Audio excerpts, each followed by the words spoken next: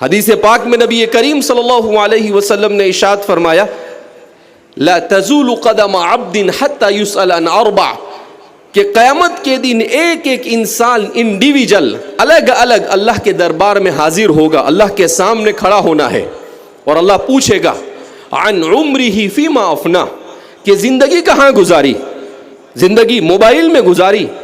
زندگی گانے سن کر گزار دی، زندگی فلموں کو دیکھ کر گزاری، زندگی سیریلیں دیکھ کر گزاری، زندگی سوشل میڈیا پر گزار دی، زندگی تم نے اپنے آپ کو صرف مزین کرنے میں اپنی زندگی کو خرچ کر دیا۔ تمہیں اس لیے دنیا میں بھیجا گیا تھا کہ تم چوراہوں پر موبائل لے کر بیٹھے رہو، تمہیں اس لیے اس دنیا میں بھیجا تھا کہ تم موبائل کے اندر میں گیم کھیلتے رہو، تمہیں اس لیے اس دنیا کے اندر بھیجا تھا کہ تم بد اخلاقی اور بدکرداری کا شکار ہو جاؤ، تمہیں اس لیے اس دنیا میں بھیجا گیا تھا کہ تم لوگوں کو تکلیف پہنچاتے پھرو۔ یہ سارے سوالات اللہ پوچھے گا عن عمرہ فیما افنا، زندگی کہاں گزاری۔ کیا جواب دیں گے اللہ کے سامنے؟ ہمارے پاس کوئی جواب نہیں ہوگا۔ خاص طور پر قرآن میں اللہ کے رسول خود فرماتے ہیں وعن شبابہ فیما ابلا، ابھی تو ایک سوال کا جواب بندہ نہیں دے سکا ہوگا، فوراً اللہ کی طرف سے دوسرا سوال ہوگا وعن شبابہ فیما ابلا، اپنی جوانی کو کہاں خرچ کیا۔ کہا جوانی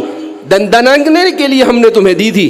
جوانی اس لیے دی تھی کہ تم ٹیپ ٹاپ کے ساتھ گھومتے رہو، اذان ہو اور تمہارے سر پر جو نہ رہیں گے، جوانی اس لیے ہم نے تمہیں دی فجر کی اذان ہو اور تم بستر پر سوتے پڑے رہو، جوانی اس لیے ہم نے تمہیں دی کہ ظہر کی اذان دیتا رہے اور تم اپنی دکان کو چھوڑنے کے لیے، تم اپنے آفس کو چھوڑنے کے لیے تیار نہ ہو، عصر کی اذان ہوتے رہے اور تم میدان میں کرکٹ کھیلتے رہو، مغرب کی اذان ہوتے رہے اور تم گپ شپ میں مبتلا رہو، عشاء کی اذان ہوتی رہے اور تم لوگوں کی غیبتوں میں مبتلا رہو۔ اللہ پوچھیں گے وعن عمرہ فیما ابلا، کہاں گزاری زندگی۔